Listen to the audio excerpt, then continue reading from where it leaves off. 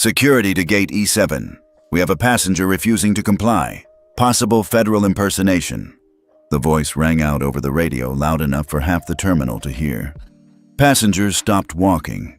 A woman gasped near the gate. And standing there, calm as a windless lake, was Naomi Elkins. Gray jeans, soft hoodie, and a rugged, dark gray backpack that looked like it belonged on a military base, not in an airport. She didn't move. She didn't speak. She just stood, eyes locked on the flight attendant in front of her, whose face was flushed with power. "Ma'am," said the flight attendant, her voice tightening, "I've asked you twice already.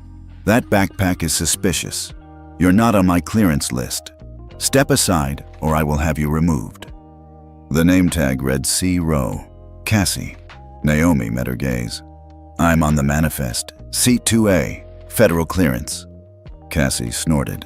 "Anyone can say that? Where's your badge? Your documentation?" "It's not required under Fed Clear civilian mode," Naomi replied quietly. Cassie rolled her eyes and waved over the gate supervisor. "She's holding up boarding, claims she's someone important." "Important?" Naomi said nothing. She didn't have to. Two men in first class whispered to each other. One snapped a picture. A woman further back muttered, "They're kicking her off for that bag?" And then, from seat 3A, a man in a gray suit tilted his phone, typed 6 words. "Naomi Elkins, Gate E7, confirmed presence?" He hit send and stared at Naomi like she was a glitch in the Matrix. 3 minutes earlier, everything had been normal. Naomi had arrived at the terminal early, just as she always did. No makeup, no entourage, no shiny government ID badge. That was the point of Fed Clear. Silent priority clearance for personnel working on or near critical systems, especially ones like hers. She walked quietly to the gate, her name auto-verified through biometric scan. No fanfare. That should have been it. But then Cassie Rowe had spotted her and the bag. "Is this your backpack?" she'd asked sharply, with the tone of someone expecting trouble. Naomi had nodded. "Yes, it's cleared. Doesn't look cleared to me. What's in it?" "Equipment." "What kind?" Naomi simply said, "Secure." That word alone had lit the fuse. Now, Naomi was being edged out of line, as if her bag had teeth. Cassie had clearly made a decision. This woman doesn't belong in first class, and now she wanted her gone. "Security's on the way," Cassie said, tapping her radio. "You'll need to remove yourself from this area." Naomi stared at her for a long second, then quietly stepped to the side, not because she was wrong, but because she already knew how this game played out. "Who even let her into Group 1? Cassie whispered to a co-worker, not even trying to be discreet. "Some federal intern with a printout?" The co-worker didn't reply. Naomi stood still by the wall, near Gate E7's window. Her reflection stared back at her. Calm, clean, silent. In her hand, the strap of her backpack rested like a thread connecting past and present. One that stretched all the way through 3 presidential administrations, 2 national infrastructure bills, and one system very few people even knew existed. Air Vision Grid, the real-time operational dashboard for 6 of the busiest airports in the country. A system Naomi had co-designed, a system she still had full override access to. And now, someone had flagged her as a security risk, inside the very grid she architected. The irony was almost poetic. The officers arrived, 2 of them, professional, not aggressive. Yet still, they took their cues from Cassie. "Ma'am, we understand you've caused a delay." "I've said nothing," Naomi replied. One of them glanced at her boarding pass, then at the flight manifest on his tablet. His brow furrowed. Actually, she is listed under a federal clearance block." Cassie leaned over. "That must be a glitch. She didn't present any credentials." "She's not required to under Tier 3 Fed Clear," the officer replied carefully. "That comes from DC." Cassie's face stiffened. Naomi looked up. "It's fine. I'll deboard." She turned and walked without looking back. As she passed the window, a child whispered, "Mom, why are they kicking her off?" The mother didn't respond. Naomi found a seat in the waiting area. She didn't sigh. She didn't shake her head. She simply opened her phone and launched an app with no icon, no name. A blue screen flickered to life. AirVision Grid Console. Internal access only, she tapped once. System status, online node. Status, 6 active airports, override level, Elkins route, level 1, pending action, ethics flag. Authorization. She paused.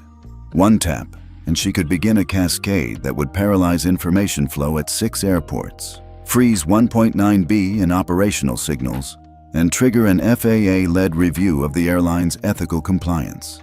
She didn't press it. Not yet. Instead, Naomi typed a short entry into the ethics dashboard. Personnel conduct violation, Terminal E7, Staff, C row. Category, discriminatory. Gate conduct, Tier 2. Next action. Review lockdown protocol 14A. Back at Gate E7, boarding resumed. Cassie strutted up the jet bridge like she'd just won a lawsuit. Passengers boarded silently. A few avoided eye contact. Inside seat 3A, the man in the gray suit received a reply to his earlier message. Confirmed. Naomi Elkins holds final override for AirVision Grid. Why? He stared forward. No reason, he typed back. Just witnessed the dumbest decision of the week. Naomi sat quietly, phone in her hand, eyes on the horizon. She'd been insulted before, doubted, talked down to. But today was different. Because today, she wasn't going to just walk away.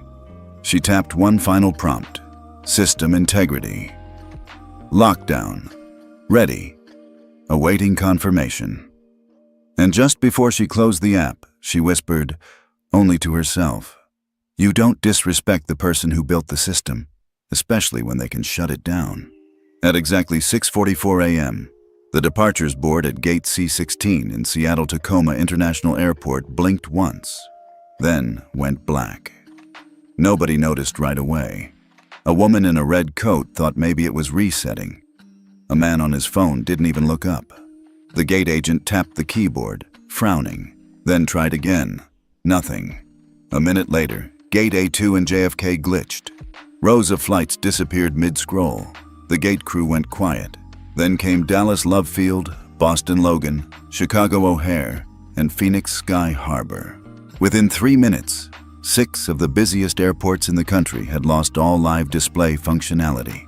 Every screen showing flight departures, baggage info, gate changes, and boarding status blank. At DFW, inside the airline's control room, an analyst named Jordan threw down his headset. Okay, now it's not just a glitch, it's system-wide. His supervisor leaned over.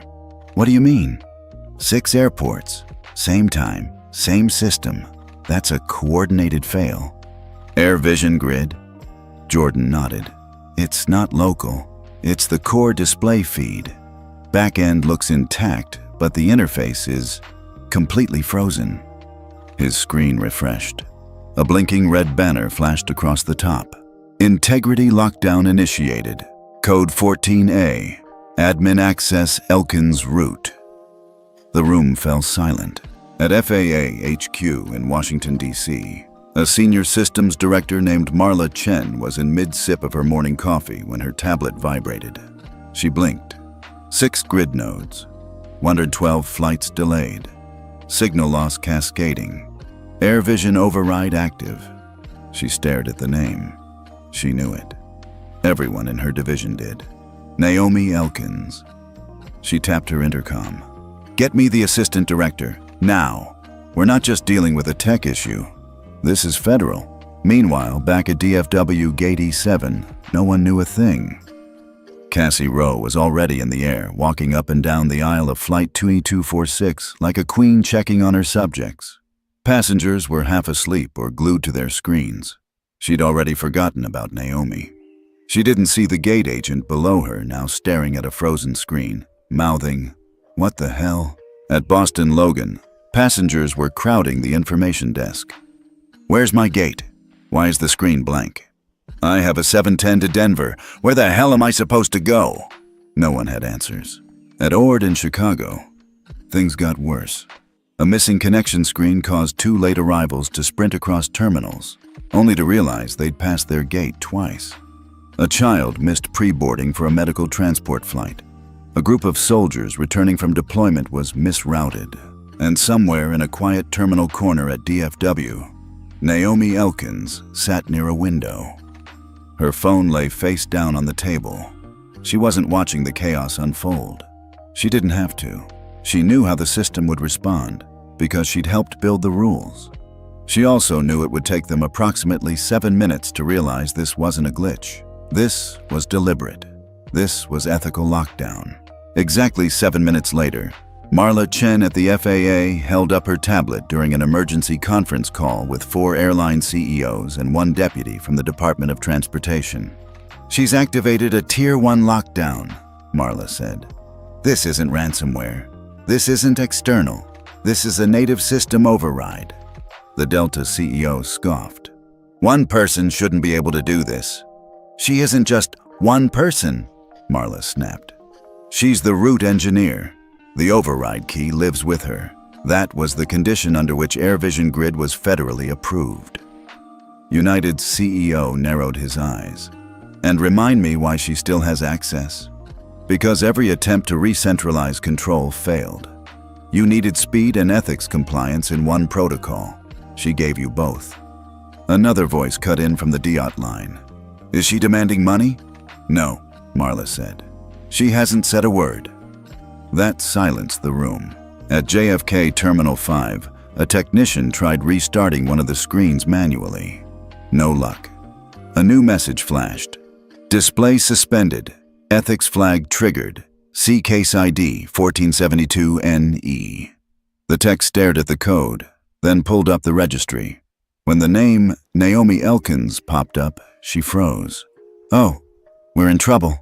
Inside the cockpit of Flight 2246, Captain Hayes noticed something unusual on his secondary iPad. He tapped the AirVision feed. Nothing. He tried to check baggage status. Blank. He radioed the tower. "DFW, Flight 2246. Any reason our passenger info screens are offline?" The response came back after 5 seconds of static. "Negative. Systems update. Possibly grid-related." Hayes frowned. "AirVision?"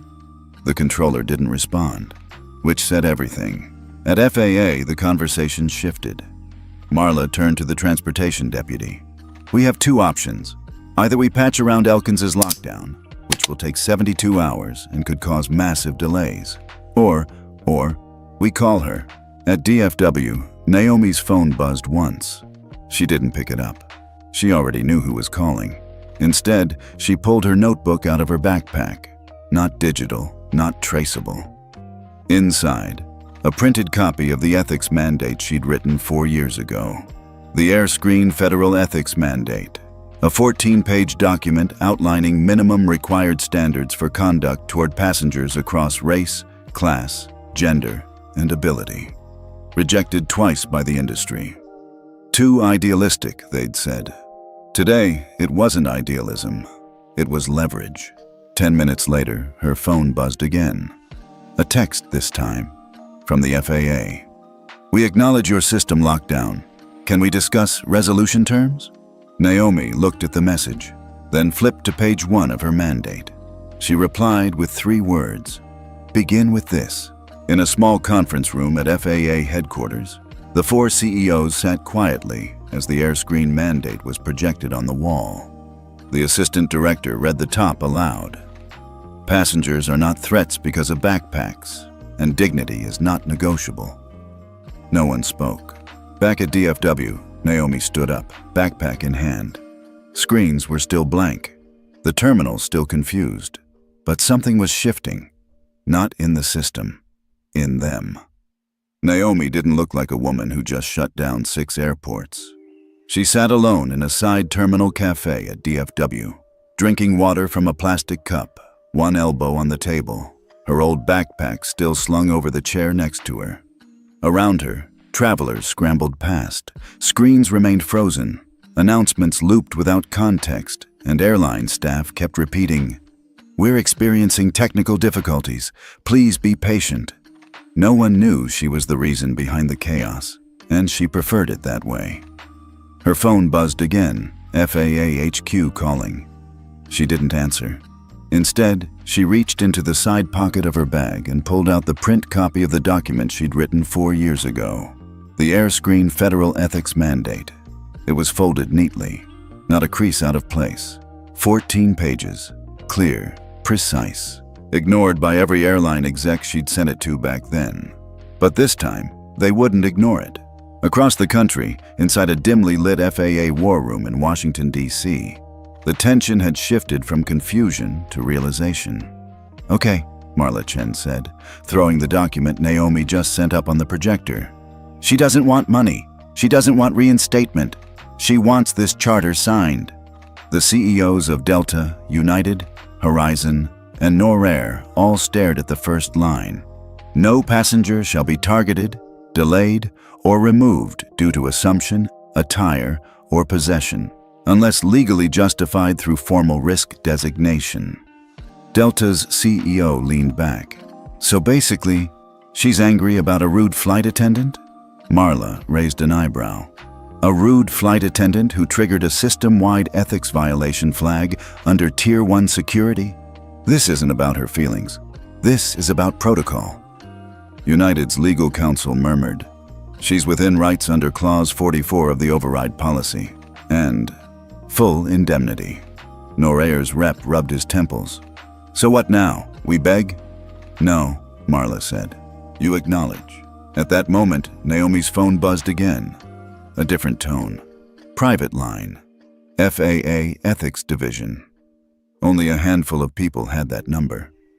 She picked up. "Ms. Elkins," said a calm voice. "This is Aaron Kirkland from FAA Compliance. I'd like to formally open communication regarding the lockdown."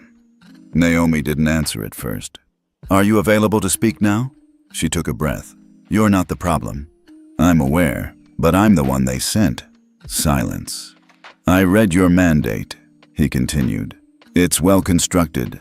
I also read the denial letters you got in 2021 and 2022. Naomi's voice was low. "And what did they say?" "Too idealistic, not scalable. Would cost too much to train entire crews on ethics metrics." "That's what I remember." Aaron paused. "But now you've made it scalable, by force." "No," Naomi corrected. "By failure. The system is functioning as designed. They're just not used to consequences." Another pause. "What's your end goal, Ms. Elkins?" Naomi's eyes didn't blink. "The same as always. Dignity, accountability, and a system that remembers." Back in the FAA room, the CEOs debated whether to push the Department of Transportation to override her authority. "She's one engineer," someone snapped. "We have legal teams." "She's not one engineer," Marla corrected. "She's the system's architect. There is no back door unless she builds it. And by the looks of it, she didn't." Meanwhile, at DFW, gate agents struggled to manually process boarding. Flight 1472 to Detroit had no gate listed. A visually impaired passenger missed boarding for a medical flight. Another was pulled out of line because of a name mismatch, a common issue Naomi had flagged 2 years ago in her ethics proposal. No one had listened. Now they were watching the system unravel in real time. Back on the phone, Aaron spoke again. "We need resolution. You've made your point." Naomi flipped a page in her mandate. "I'm not here to make a point. I'm here to set precedent." Aaron leaned forward in his chair. "Then help me understand. What's your condition?" "Sign the charter. Not tomorrow. Not after a PR disaster. Now." "You know they won't agree in 1 day." "Then the system stays down." He hesitated. "You're risking public disruption." Naomi looked at the chaos outside the cafe. People pacing, confused, tired. "They're already disrupted," she said. "Not because of me, because the system was built without guardrails." Aaron sighed. "You know this could make you a target." Naomi smiled faintly. "Let them try.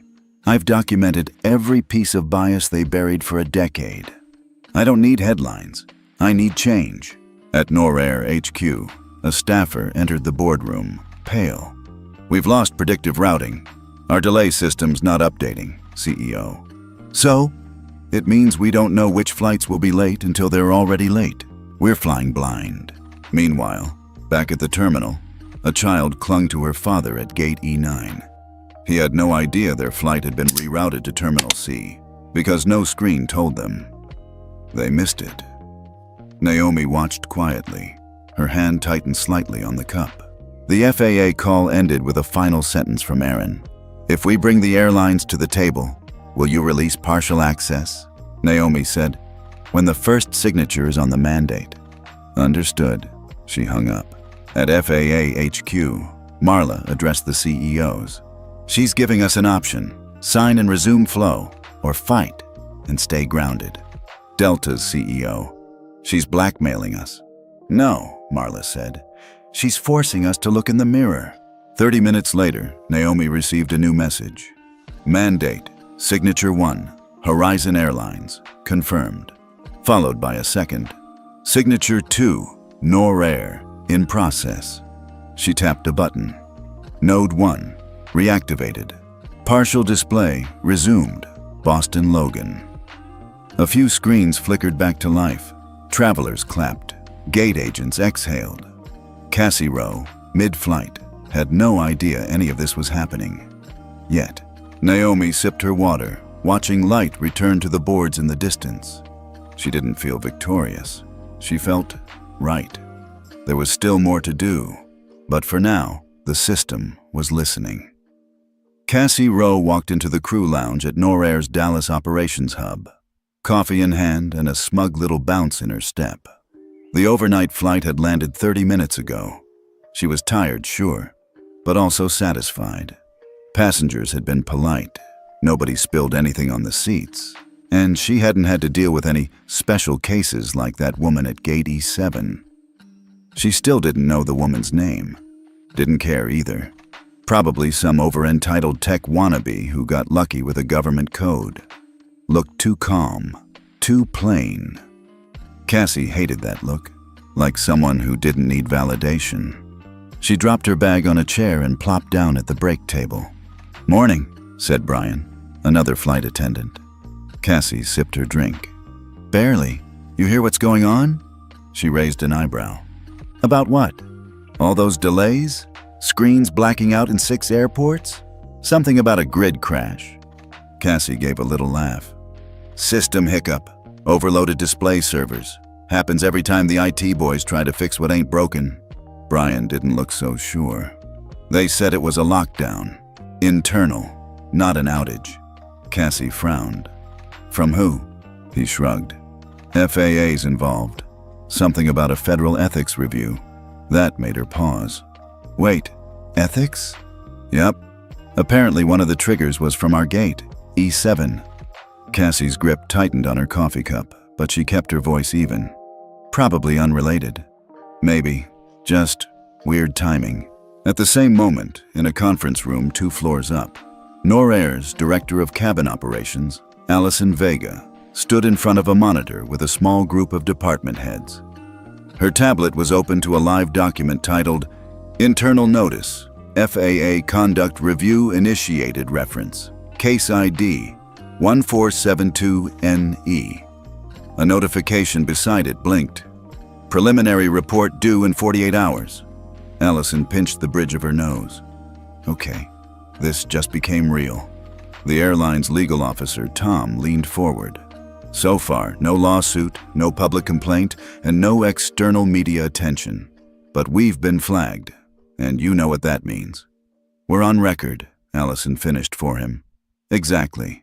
And we're now in phase 1 of FAA scrutiny." Another manager cleared her throat. "So who triggered it?" Tom scrolled to the system log. "Gate E7, Flight 2246, passenger classified under Fed Clear Tier 3. Manually removed from boarding. Report logged by attendant Cassie Rowe." No one spoke. Allison finally said, "Rowe again." She cited suspicious equipment, said the passenger failed to present identification. Tom turned his tablet around, but the boarding pass was scanned. And the Fed Clear tag was verified. Allison's jaw clenched. So we removed a federally cleared passenger from a first-class seat because she looked suspicious. That's how FAA sees it, Tom said. And apparently, so does someone else. He tapped the report ID. Her name's Naomi Elkins. Back in the lounge, Cassie finished her coffee and was scrolling through Instagram when her phone buzzed. New email. Subject, Internal Conduct Review. She blinked, opened it. Dear Ms. Rowe, you are scheduled for an internal ethics interview on Friday at 10 o'clock a.m. Topic, Gate E7, Passenger Clearance and Conduct Protocol. Cassie stared at the screen, then checked again. There was no CC, no visible complaint, no name. Just a meeting. Elsewhere in the building, Allison Vega paced her office. This isn't just about Cassie, she told Tom. This is about our whole crew culture. FAA doesn't care if the incident was minor. They care that we didn't catch it. Tom nodded. And the worst part? She didn't make it a media storm. She flagged it inside the system. Quiet, precise. That's worse for us. Allison sat down hard. She used our own structure against us. Tom looked at her. Or maybe she just designed it better than us. Meanwhile, Naomi was still at DFW, seated alone, her laptop open, watching the node logs flow in. Horizon, signature confirmed. NORAIR, pending confirmation. United, under legal review. Delta, requesting revision. She scrolled past the updates. What she was watching wasn't just signatures. She was watching compliance behavior, how fast each airline moved, how transparent their language was, and whether they tried to negotiate principles. She was tracking character under pressure. That's what this had always been about. Back at NORAIR, Cassie sat stiffly as another email came in.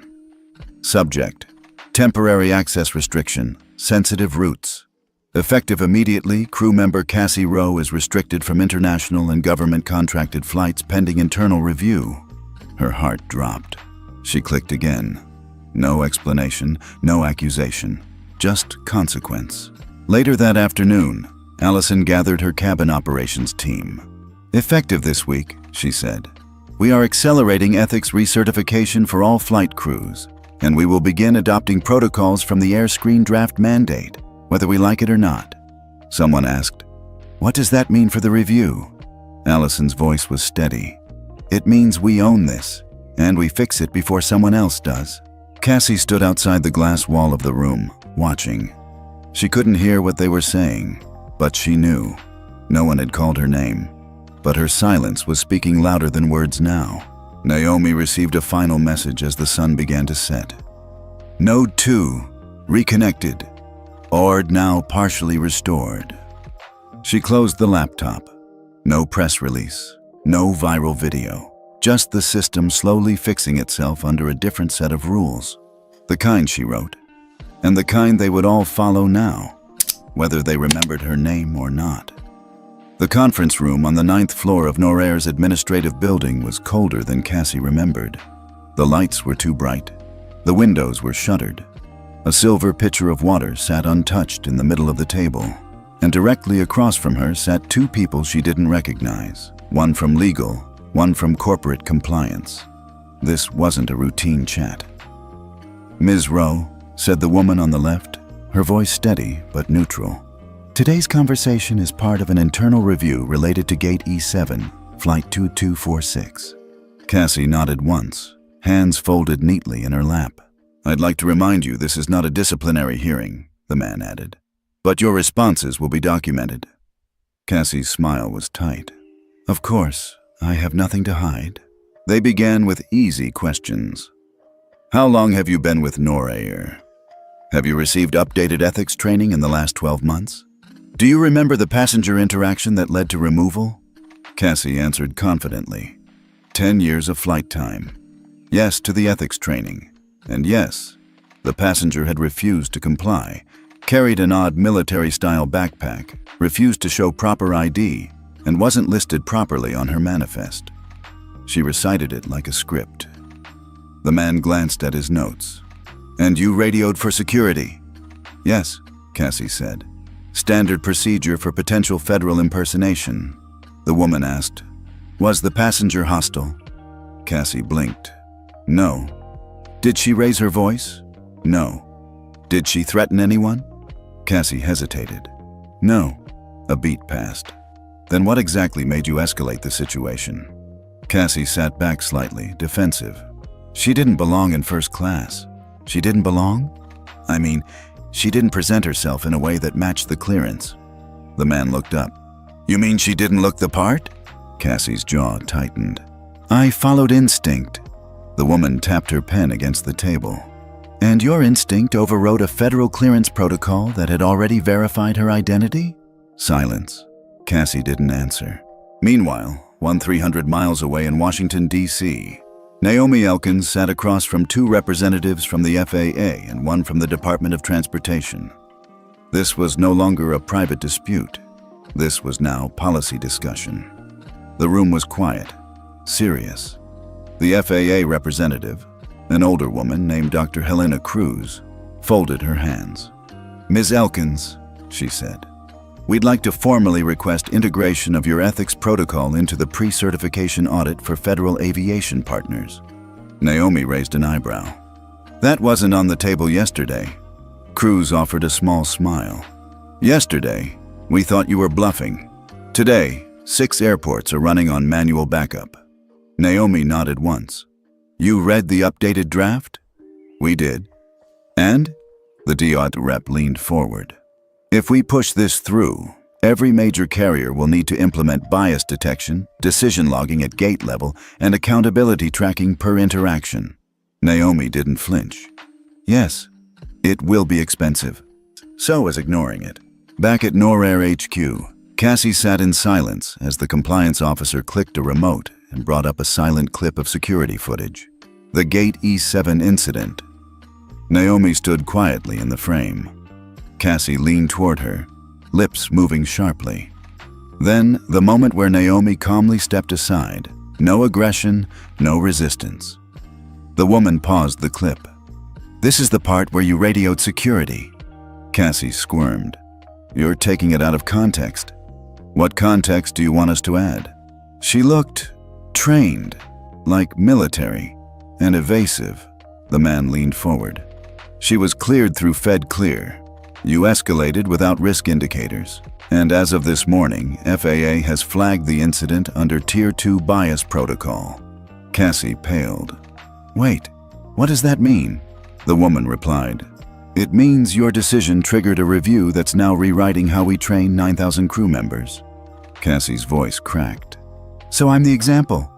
"No," the man said. "You're the evidence." In D.C., Naomi handed Cruz a hard copy of the AirScreen Federal Ethics Mandate, finalized draft. "I recommend a phased rollout," Naomi said. "Phase 1, Gate Protocol Ethics for Tier 3 clearance. Phase 2, Crew Onboarding Behavioral Flags. Phase 3, Transparency Audits." Cruz nodded. "And your condition for reactivating the system fully? All carriers must sign within 10 business days. And if they don't?" Naomi met her eyes. "They lose AirVision access, permanently." The DOT rep gave a slow whistle. "You're not playing games." "No," Naomi said. "I just stopped letting other people make the rules." Later that afternoon, at NorAir HQ, Cassie walked out of the review room with her heart pounding. She wasn't suspended, not yet. But she was restricted from long-haul flights, removed from all VIP rosters, and required to complete 3 weeks of remedial ethics shadowing. Worse, the system had logged her interaction with Naomi under a permanent crew file tag. Tier 2 Conduct Review. Resolved with training. Not eligible for supervisory path for 24 months. Cassie sat alone in her car afterward, staring at the parking lot. Not angry, not indignant, just hollow. Because the system hadn't screamed at her, hadn't fired her. It had simply closed certain doors forever. Meanwhile, Naomi exited the FAA building into the soft afternoon light. She didn't smile. She didn't celebrate. She just walked. In her bag was a signed preliminary agreement from 3 federal agencies to review the full ethics mandate for nationwide implementation. Not bad for one quiet woman with a backpack. She crossed the street and passed a row of airline ads. Smiling faces, platinum rewards, luxury class. None of them looked like her, and that was exactly why she wrote the rules the way she did. Wednesday, 8:01 a.m. The training center inside NorAir's Houston campus buzzed with fluorescent light and the low rustle of chairs being pulled back. Cassie Rowe walked in, clutching her notebook and a paper coffee cup like armor. She scanned the room. 25 people, all crew. Some she recognized, some she didn't. A few nodded to her. 1 or 2 avoided eye contact. A slim woman in a gray cardigan stood at the front with a laptop. She smiled faintly but said nothing. Cassie slid into a seat near the back corner, second row from the last. She didn't want to be front and center. Today's session was mandatory. Ethics Protocol Tier 2. Recalibration duration 3 hours. Instructor not listed. Cassie sipped her coffee, trying to tune out the weight behind that word. Recalibration. 10 minutes in, the room lights dimmed. The first slide appeared on screen. White text over black. A passenger was removed from a flight. She never raised her voice. She never broke a rule. But she didn't look like she belonged. Murmurs stirred. A few people glanced around. Cassie went still. She knew what this was. The second slide rolled. Security footage. Gate E7 muted. Grainy. Timestamp visible. There she was. Cassie, clearly in uniform, standing rigid in front of a calm black woman holding a backpack. Naomi. The footage showed Cassie leaning forward, arms crossed, lips moving. Naomi stood still, then stepped back, then walked off. No sound, no protest, no resistance. Only silence. Cassie's stomach knotted. No one said her name. The slide didn't mention her title, but everyone knew. The instructor spoke softly. We've edited the audio out intentionally. We're not here to dissect tone. We're here to examine instinct and the consequences of acting on it without accountability. Slide 3 came up. This is not about punishment. This is about pattern. The instructor turned back to the room. What do you see here? One man raised his hand. She looked calm, way calmer than I would have been. A woman nodded. She followed every instruction, even when it was unfair. Another. The crew assumed something based on her look. Cassie stared at her coffee. It had gone cold.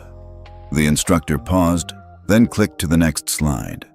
Airscreen Ethics Mandate, Section 1.2.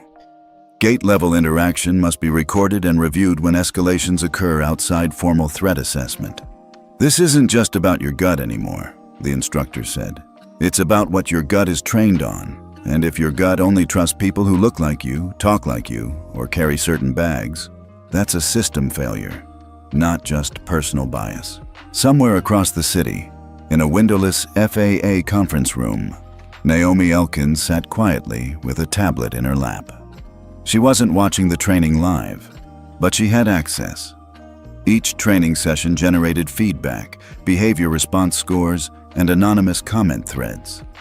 It was part of the Air Vision reinforcement loop she designed months ago, a tool for spotting which crews actually absorbed the lesson and which ones just nodded and moved on. She scrolled past the raw data, eyes sharp. Back in the room, the instructor stepped forward. I want to be clear. The person in this footage is not being punished, but the system is being changed because of what happened here. Cassie's face flushed hot. No name, no accusation, just a mirror. At break time, a group gathered near the coffee machine. One whispered, "Was that Cassie?" Another shrugged. They never said. Someone asked, "Who even wrote that mandate?" No one answered. A few glanced at the instructor. She smiled slightly. It was written by someone none of you noticed, but someone who noticed all of you. Meanwhile, Naomi read the internal FAA log. Mandate signatures, Horizon Norair, Skyjet United, pending Delta, reviewing terms. FAA, final ratification, scheduled Friday. One more signature and the mandate would move from optional to mandatory compliance for all federal aviation partners. A shift that would reach over 9,400 crew members, 82 terminals, and 1.9B in system-linked performance metrics. And still, no one had spoken her name publicly. She didn't mind. At the end of the training session, the instructor handed out a folded slip of paper to each crew member. No labels, no tracking. Just one question. Have you ever watched someone be humiliated quietly and done nothing? Cassie stared at the slip for a long time, then wrote, yes, and didn't sign it. Naomi saw the data come through that night. 26 responses. 17 said yes, 6 said no, 3 left it blank. She closed her laptop. No smile, just a quiet exhale. Later that evening, as the sun dropped behind the Houston skyline, Cassie walked out to her car, training booklet tucked under one arm. She didn't feel angry. She didn't feel innocent either. She just felt like someone who'd been seen, but not called out. Corrected, but not erased. She didn't know Naomi's name, but she knew she'd never forget the way the woman stood. Still, unmoving, unbothered.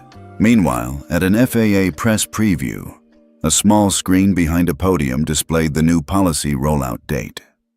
AirScreen Federal Ethics Mandate effective, July 1st. No name, no face, just the rule.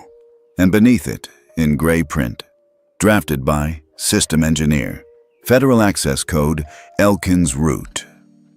Only a few would know what it meant, but the ones who did would never forget it. The boardroom at Delta Vantage Airlines HQ smelled like new carpet and corporate ego. CEO Gregory Tate stood at the end of the long glass table, flipping through the printed copy of the AirScreen Ethics Mandate like it was a poorly written menu. 14 pages, he muttered. 14 pages to tell grown adults not to offend people.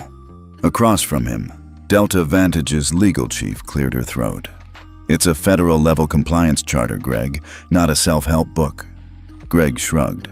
I've read it, twice. It's dramatic. No flight crew is going to memorize half of this. Because they're not supposed to memorize it, she replied.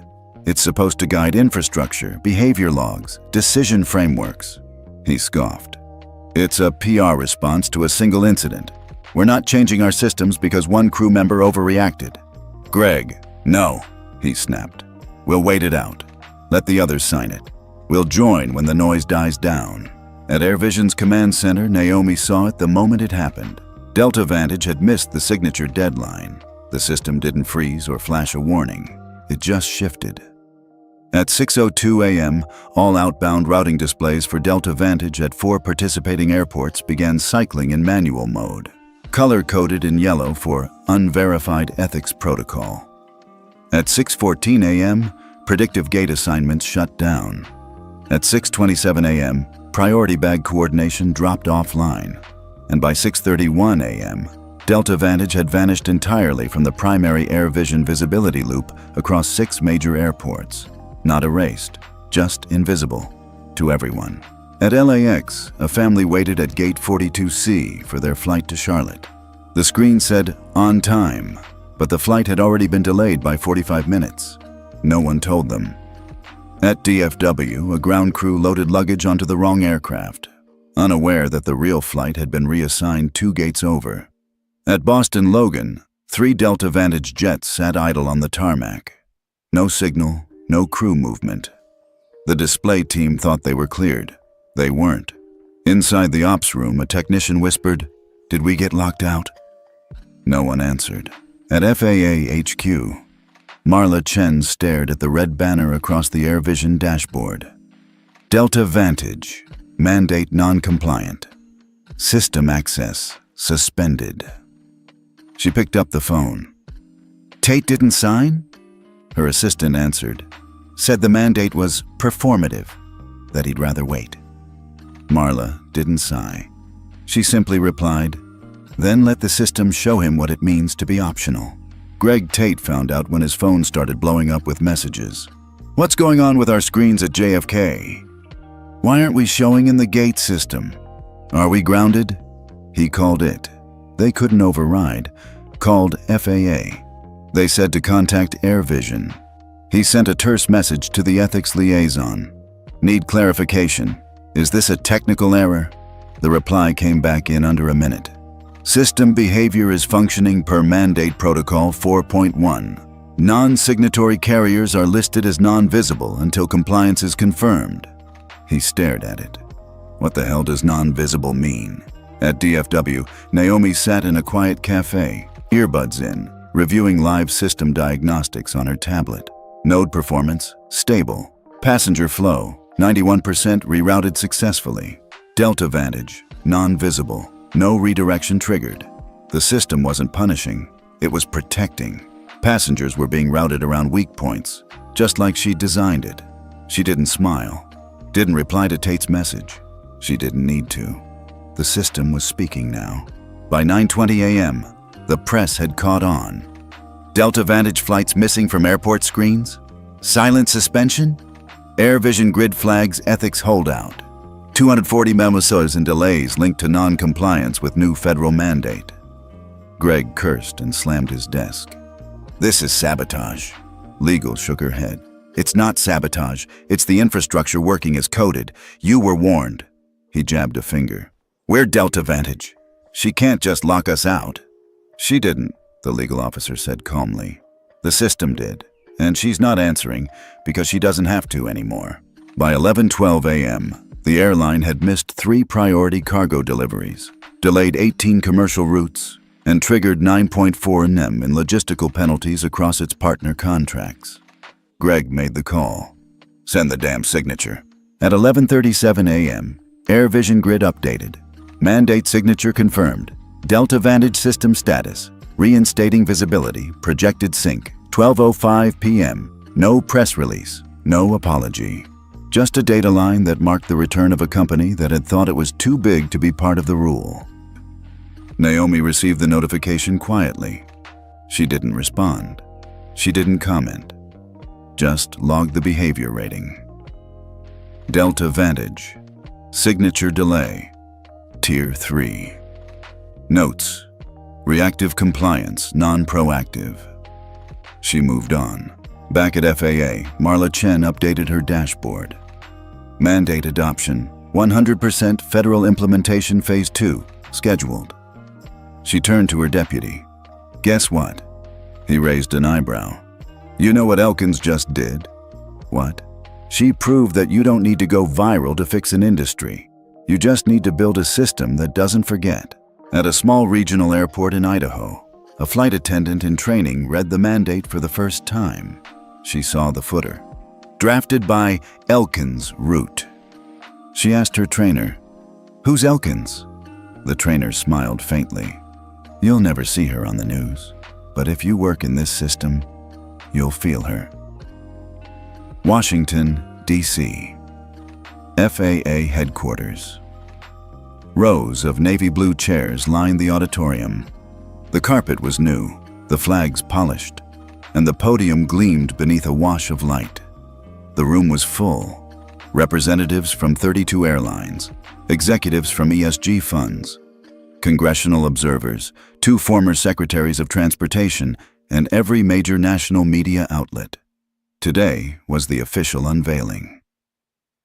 The AirScreen Ethics Mandate, Federal Integration Charter, a new standard, years in the making, born from one quiet incident, refined by one woman they wouldn't see today. Cassie Rowe adjusted her blazer as she took her seat in row G. It had been 5 months since Gate E7, 4 since the first training session where she saw herself on screen. Today, she wasn't a flight attendant. She was now a certified ethics trainer, contracted through FAA's Education Division. She hadn't asked for redemption, but she had worked for accountability. The name on the agenda said, Special Recognition, Contributing Authors. Cassie sat up straighter. A man approached the podium. Daniel Rivas, FAA Deputy Director for Passenger Affairs. He smiled warmly. 5 months ago, most of us thought the system worked, because it hadn't failed us personally. Then someone asked a better question. What if silence is a system too? He let the words settle. Today, we introduce the AirScreen Ethics Mandate not just as a document, but as a foundation. One that centers dignity at every gate, on every screen, in every interaction. Applause rose. Cassie clapped too. The screen behind him lit up with the full title, AirScreen Federal Passenger Ethics Mandate. Drafted by Elkins Root Systems Architecture Implementation. Partner, FAA x Civil Rights Coalition effective. Today, Cassie blinked. Elkins. The name had appeared in every manual, every training packet, every ethics review protocol, but she'd never seen the person behind it. Rivas continued, I've been asked many times, who wrote it? I'll tell you what I know. He held up the mandate, now bound in a silver-blue cover. This was written by someone who was told to step aside and stepped forward instead.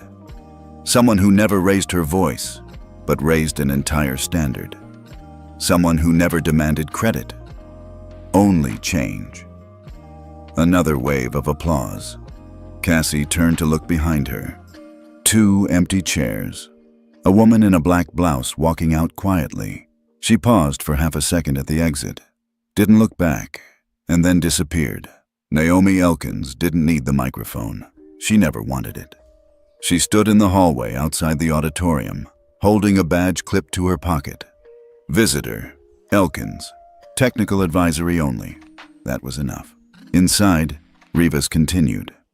Many of you asked why we didn't list all contributing staff. We were asked to include only one name, and that name wasn't a title. It was a signature embedded in the code. Not because the author wanted recognition, but because the system needed memory. He paused. This wasn't about being seen. It was about making sure no one else is ever invisible. Cassie exhaled.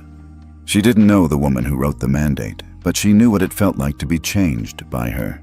After the ceremony, a crowd gathered near the media wall. Reporters fired off questions.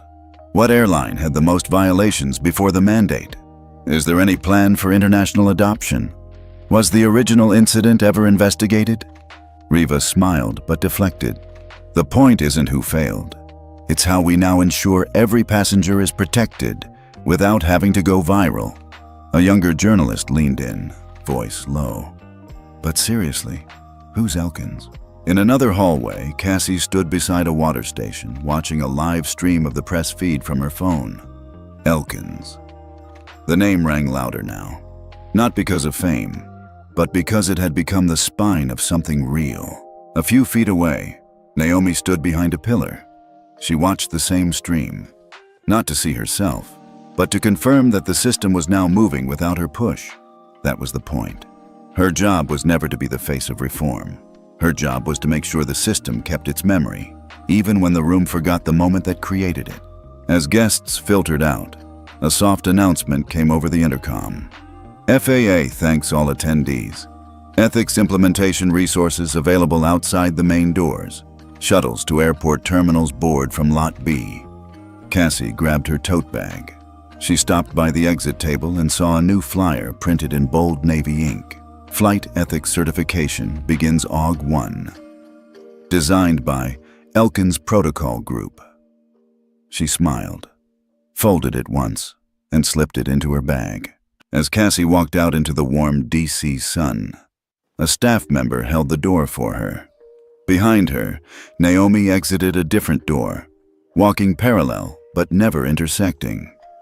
Cassie didn't turn. Naomi didn't wave. But for one brief moment, they both stood still at the same crosswalk. And then the light changed, and they walked their own directions. 3 days later, the Washington Post ran a headline: "The quiet architect behind the FAA's boldest passenger reform yet." The article praised the design, the impact, the clarity. It mentioned no interviews, no speeches, just the signature. Elkins Root. Back in Houston, Naomi returned to her apartment. She fed her plants, rebooted her firewall, reorganized her desk, then opened a fresh document on her screen. The title read, Phase 2, Cargo Ethics and Contractor Bias. Preliminary framework. She didn't need applause. She needed continuity. In a smaller window in the corner of her screen, security cam footage from a training center played. Cassie, now leading a discussion. Standing tall, voice steady. Asking the group, what does it cost to be silent when someone else is humiliated? No one had an easy answer, and that's why they were there. Naomi leaned back, hands folded behind her head. Not famous, not forgotten, not needed in the room, because her code already was. Chicago O'Hare, Gate C27. Maya Whitmore, 42, stood quietly in line at the gate, holding a small carry-on and a brown leather messenger bag slung over one shoulder.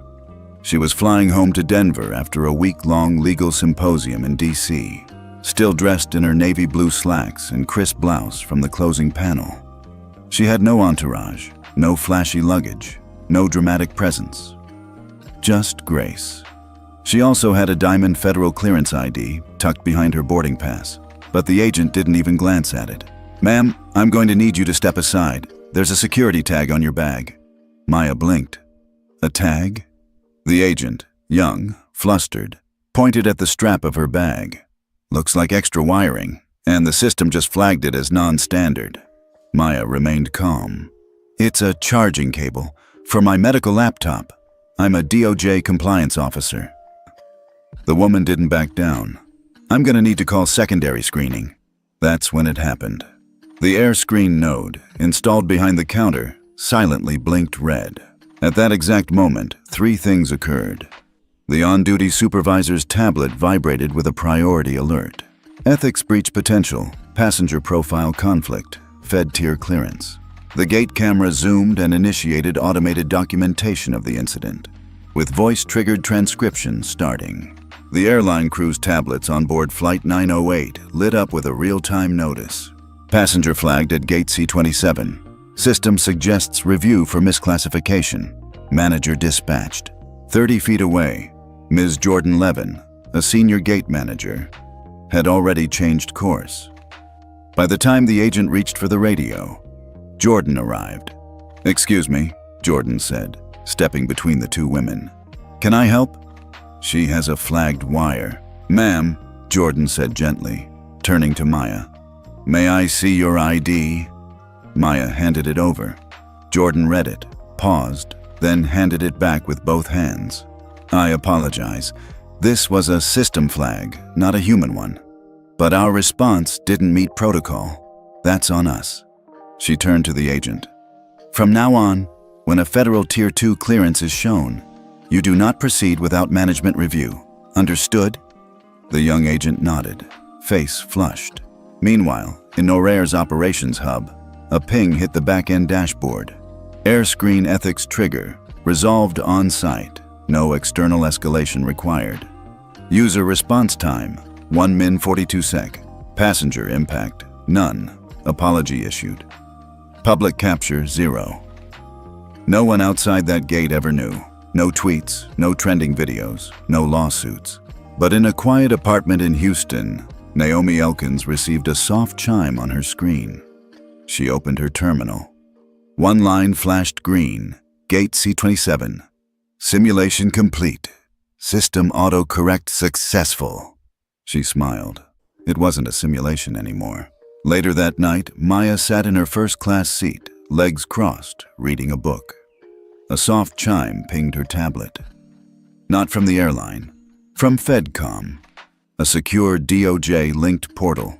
The message read, "Passenger event flag acknowledged. Internal system resolution successful. No action required. Ethics alert issued and recorded in staff performance audit. Timestamp 1403 CST." She exhaled. She hadn't filed anything, but someone had built a system that filed itself when people didn't. She looked out the window, heart quiet, mind steady. Not everything had to be a fight anymore. The next morning, at FAA HQ in DC, a small ethics team reviewed the system report. No one raised alarms, no angry calls, just a new notation. Tier 2 autocorrection success. Response time, benchmark, updated. The software engineer overseeing the airscreen feedback loop scribbled a note in the margin. First confirmed field event where reform beat virality. 3 blocks away, Naomi sat across from a new partner at a coffee shop. "You don't want press?" the woman asked. "No," Naomi said, sipping her espresso. "I want the press to have nothing to chase." The air screen system kept updating silently. 14 false escalation events de-escalated before passenger stress levels spiked. 9 crew incidents flagged internally and corrected before takeoff. 6 manager interventions with apology issued within 3 minutes. 0 viral videos. In one of the FAA training classrooms, Cassie Rowe pulled up the Maya Whitmore report during an ethics lecture. "No one got famous, no one got fired. That's the dream," she told the class. One student raised their hand. "So, we'll never know who fixed it?" Cassie smiled. "That's the point. The fix isn't a hero, it's a habit." Naomi watched the training session remotely later that evening. Cassie's face looked confident, steady. She paused the video on that sentence. "The fix isn't a hero, it's a habit." Then typed a note into her private ethics log. "Let the system become the response, not the apology." A week later, a white paper was released internally at FAA. Behavioral Response Time versus Public Capture Risk, the case of C-27. It included charts, no names, no blame, just timelines. The final section read, "The incident at Gate C-27 marks a moment when reform quietly succeeded. No footage needed, no outrage required. The system spoke before injustice did." Naomi never replied to the internal thank you. She never attended the follow-up debrief. But in the final back-end update, she typed only one line into the system notes. "That's what we were building for." 1 year later, FAA National Training Center, Atlanta. Cassie Rowe stood at the front of a sleek, glass-paneled classroom. The screen behind her displayed a single phrase: "Dignity isn't what you say after, it's what you protect before." 20 new trainees sat in uniform. Some were barely out of college. Others had transferred from older regional airlines. All of them were now part of the post-air screen era. Cassie tapped her tablet, launching a recorded case study. Footage rolled silently. Gate C-27. A flag. A fast response. No escalation. When the video ended, she turned to the room. "What did you not see?" A woman in the front row raised her hand. "No one yelling, no one filming." Cassie nodded. "Exactly. No one got humiliated." Another trainee asked, "How many times has that happened now?" Cassie smiled. "Hundreds, quietly." Outside that room, somewhere far from Atlanta, Naomi Elkins was gone. No official departure, no resignation letter, no feature in Forbes or Fast Company. She simply never logged back into the system again. Her last entry, over a year ago, was a 5-word line typed into the air screen backend. "It works. I can leave." Despite her absence, the system thrived. 98% of flagged ethics alerts now resolved before takeoff. Apologies issued by staff within 2.2 minutes of trigger. 74% drop in discrimination-related passenger complaints. And perhaps most importantly, 0 public scandals in 9 months. Airlines quietly rebranded their diversity training into ethics prevention labs, based on the mandate Naomi helped write, without her name ever being attached to the public documentation. She didn't care. She didn't need credit. Cassie, now FAA's lead instructor for passenger ethics integration, carried the torch. In her final module, she displayed a slide with no text, only an outline of a woman standing at a boarding gate. The same woman from Gate E7, the moment before everything changed. A trainee in the back raised his hand. "Why don't we ever talk about the woman who wrote all this?" Cassie paused, then walked to the center of the room. She didn't want you to memorize her name. She wanted you to recognize her silence. The way she stood still. The way she didn't defend herself. That was the blueprint. The room went quiet. Then Cassie added, "She's in the system now. In the way your tablet alerts you, in the way your supervisor knows to step in the fact that you're here, learning this at all. She doesn't need to walk in for you to notice her. You already did." After class, Cassie sat alone in the break room. She pulled out a worn envelope from her bag, one she kept but never opened in front of anyone. Inside was a single printed screenshot from a year ago. It showed the first ever airscreen flag. Time, 14:03 Siesta. Location, Gate C-27. Passenger, Whitmore, Maya. Trigger, misidentification risk. Resolution, apology issued. Escalation prevented. At the bottom, Naomi's signature appeared only once. Not as author, not as employee, but as system override approver. Outside, the aviation world had changed, but not because of new slogans or shiny brochures. It changed because systems were forced to pause before harm. Because one woman walked away from the spotlight to make the code work without her. Because justice didn't need applause to matter. On a new flight a week later, a teen girl was about to be moved for rebalancing reasons. Airscreen blinked yellow. The supervisor read the alert, apologized, reassigned the other passenger. No one raised a voice. No one pressed record. And the girl never knew how close she came to injustice, or how many layers were now in place to stop it. In the shadows of every gate, in the silent pause before reaction, Naomi still moved. Quiet, unseen, present, always. Tallahassee Regional Airport, Gate A12. A new name had started showing up on regional routes. Bright Star Aviation, slick branding, modern interiors, cheap upgrade perks. But behind the scenes, their ethics score always hovered a little too perfectly. 0 violations, all metrics green, no anomalies. Too good to be true. And to Jordan Reyes, a 28-year-old compliance trainee on contract with the FAA, something didn't add up. She wasn't just any trainee. She had completed Cassie Rowe's program 8 months earlier and remembered one rule Cassie hammered in. If the numbers look spotless, dig deeper. That day, while auditing Bright Star's recent airscreen submissions, Jordan spotted it. A series of ethics logs, time-stamped during boarding sequences, all marked, resolved internally, no passenger impact. The problem? 4 of those reports had identical metadata, same response time, same staff ID, same wording, copy-paste ethics. Jordan didn't make a scene. She didn't blow a whistle in the hallway. Instead, she used what Cassie taught her. She logged a silent watch alert, a confidential ethics anomaly tag that flags the system without triggering alarms. Within 24 hours, the FAA Ethics Division received a discreet inquiry. Within 48 hours, Bright Star's clean slate had cracks. The twist. Bright Star had been replacing actual passenger alerts with dummy reports, training staff to report fake, positive interactions while suppressing flagged events to maintain their ethics rating. It wasn't sloppy. It was strategic. But they underestimated 2 things. The auto-mirroring backup airscreen silently installed in all FAA-mandated gates, and people like Jordan who remembered why this mattered. Back in D.C., Cassie read the report with a clenched jaw. She didn't explode, didn't demand firings.